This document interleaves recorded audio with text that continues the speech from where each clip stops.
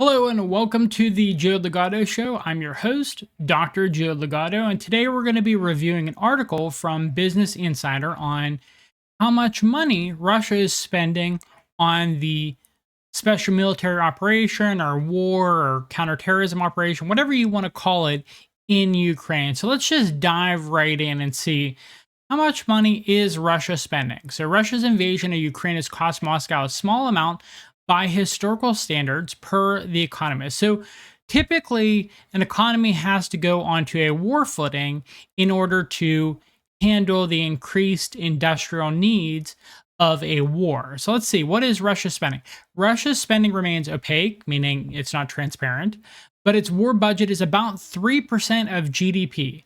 That's a very historic low, which is really hilarious because NATO is throwing absolutely everything it can at Russia in this war. And they've had many years to prepare because they've been preparing since they couped the former Ukrainian government in 2014. So they've been preparing for nearly a decade. And the best they could do is to get Russia to spend 3% of its GDP in order to defeat all of NATO. That's really an embarrassment. It's no wonder that countries are pivoting towards the BRICS multipolar world alliance when Russia is essentially defeating the United States with just its pinky finger because they're not putting in overly much effort. They're not exerting much effort in order to defeat the entirety of the West right now. And the thing is, a lot of people in the West think that the win condition for Russia is defeat Ukraine as soon as possible, but actually they're trying to sink as much of the Western economy as possible during this war. So they want the West to spend as much as they can because they know that Russia actually has the industrial output to defeat the entirety of the West right now. Just things like artillery shell ammunition, Russia produces 10 times as much as NATO combined. It's like it's really an embarrassment how badly Russia is defeating the West right now. So let's see what else this article has to say. Russia's invasion of Ukraine has come at a steep geopolitical price and tens of thousands of people have died, but a new analysis by The Economist suggests the country is actually spending a small amount on the war effort. Okay, so steep geopolitical price. I mean, who has actually paid that steep geopolitical price? See, the thing is, I understood why Russia went into Ukraine initially, and I was concerned about its slow progress. I didn't understand a few things. One was just how gentle Russia was planning on being, because I was used to the American way of war. You just completely destroy your enemy, completely destroy their electrical grid, their infrastructure. You don't really care about whether the people, the citizens actually survive, things like that. I mean, that's how America has done things in Afghanistan, Iraq, just endless countries, Vietnam.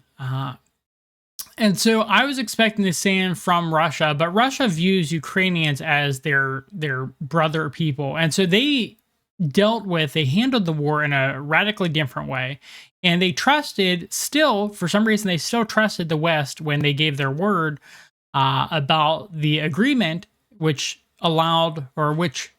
required Russia to pull back from threatening Kyiv. And so there were a variety of things that concerned me very early on, but it turned out that a lot of the things that were, I would say, mistakes by Russia early on ended up being a huge benefit to Russia in the long term. And I think no one really expected that. I don't think Russia expected that. I certainly didn't expect that. And the West clearly did not expect that, given how much they invested in this war. So, I mean, just a really shocking turn of events where Russia managed to turn what should have been weaknesses early on in the war into major strengths and made sure that the West completely overinvested in this war to the point where they really don't have an exit strategy here. I mean, they have less of an exit strategy here than they had from like Afghanistan. That's how dire and desperate this situation is. So let's see what else this article has to say. The direct fiscal cost of the war, spending on soldiers and machines, is estimated to be about 3% of Russia's GDP, or roughly $67 billion a year. Well, that's how much America misplaces on a daily basis. So that's pretty embarrassing. or roughly 67 billion a year. I'm exaggerating a little bit. I have no idea exactly how much they misplace on a daily basis. Although I think we could calculate it since they do audits where they frequently fail their own audits. We could calculate how much they're actually losing or misplacing per day. That'd be something interesting we might want to do in the future. 67 billion a year, according to the report. The figure comes from a comparison of Moscow's pre-invasion spending forecast for defense and security with what it actually spent. By historical standards, the current war pales in comparison. Soviet Union during World War II, for example, spent about 61% of GDP, and the US at the same time put about 50% of its GDP towards the conflict. That's amazing numbers. I mean, when you think about it, that's sure we're talking about World War II here, but we're talking about Soviet Union and the United States, two powers that should, by all accounts, be far superior to Germany because Germany was a tiny, tiny country in terms of population and landmass. These two countries, one spending 64% of its GDP and the other spending 50% of its GDP towards the conflict. And here we have Russia spending 3% of its GDP towards the conflict. I mean, you might be saying, oh, but they're only going against Ukraine. Well, you're forgetting that Ukraine had the second largest army in Europe before this conflict started. And that army was trained specifically to fight Russia using NATO's best equipment, using NATO's best training since 2014. So this was a conflict that the West has been intentionally preparing for. They mobilized the entirety of Ukraine's able-bodied male population to fight this war. And they're still doing this badly that Russia is only spending 3% of its GDP to outproduce, outmanufacture the entirety of NATO that has been preparing for this. People forget, but Russia has wanted to join the Western world. I mean, they've always considered themselves European, even though most of their country is actually in Asia. And they've Vladimir Putin has desperately wanted to be a part of the West. In fact, at certain points, Vladimir Putin wanted to join things like the European Union, wanted to join NATO. They were really like gung-ho on being pro-West. They were particularly pro-American after the fall of the Soviet Union. They were pro-Germany. Vladimir Putin in particular is very pro-Germany. He's a German, he loves Germany. And so these people were not people that wanted to be antagonistic towards the West, but the West has been preparing. While Russia has been trying to make deals, been trying to negotiate, the West has been preparing to kill Russians. And they failed so spectacularly that Russia is only spending 3% of its GDP. However, 3% is substantially higher than 0.4% of the GDP the Soviet Union spent on its war in Afghanistan. I didn't realize that war was so low in terms of GDP expenditures. One reason for the relatively low spending on Ukraine is political, as the government has repeatedly called the war a special military operation, which could preclude using an exorbitant percentage of the GDP. And the thing is, if they don't have to use an exorbitant percentage of GDP, I don't know why they would. The current situation is really, really, really favorable towards the West. Like, I'm actually surprised that the West hasn't done more to try to destabilize the situation. If the best they could do is getting Prigozhin to stage a mostly fake coup and some minor attacks on the Russian homeland, if that's the best that the United States could do to destabilize this situation, I'm actually very surprised that the West is actually this weak in terms of a direct confrontation with a great power like Russia.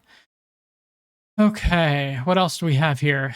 Economic reasons. Printing additional cash to fund war would push inflation higher and weigh on Russia's citizens. You know, that's a concern that only happens in places like Russia. In the West, it's like, print money? Sure, we do it every day anyways. We might as well print some more money. Saddling banks with war debt could do the same, and both options in turn could harm Vladimir Putin's political aims. Plus, the technological underpinning armed forces today is more... The technology underpinning armed forces today is more advanced than ever, which means militaries require fewer people and machines for a war effort. So this is actually great for Russia. They're preparing for a direct conflict with the West, which seems to be pretty much inevitable. The West needs to exploit populaces and extract resources from the land of the rest of the world in order to maintain its current lifestyle. And so Russia is just simply not going to be allowed to exist. And so Russia understands that this is an existential crisis for it. And so they're preparing for war with the West. And this war with Ukraine is a great example of that because the Ukrainians are trained by NATO, they're equipped by NATO, they're led by NATO in terms of their strategies and military efforts. And so in every way, shape, or form, this is a great conflict for Russia in terms of preparing for the inevitable conflict with the United States. Yeah, so the war has resulted in widespread sanctions that have reshaped global oil flows and trade and cut into Russia's energy supremacy. I don't know how it's done that because Russia has been doing extremely well in terms of trade. So, I mean, sure, it's reshaped things, but it's reshaped things in a way that is not beneficial to the West. Russia has created a parallel international economy with the help of China.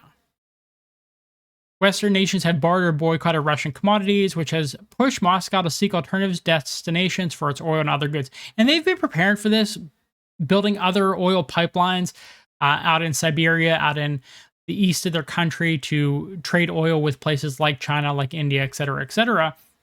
And so Russia knew what was coming. I don't think they knew the extent. I don't think they understood that the United States and the Western world would outright steal their money from the Western economy. Because the thing is, it was a tiny amount of money that the West stole from Russia.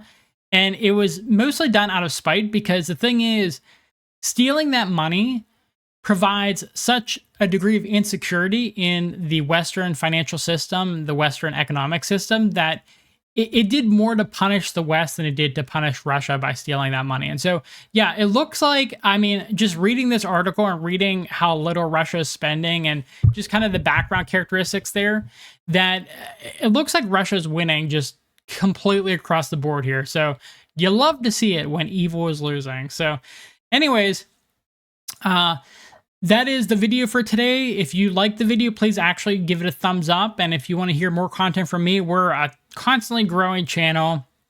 And I love arguing with particularly boomers in my comment section. So please feel free to send me all of your hate comments that are based off of your brain being soaked in Western propaganda. I love it. If you have a positive comment, I would love to see those too. But I love seeing comments. I love engaging with viewers, even if they're dislike my perspective on things. And so please like this video, subscribe to our channel, comment. It's all good. It's all fun for me. So and I hope you have enjoyed this, and I hope you have a good rest of your day. Bye.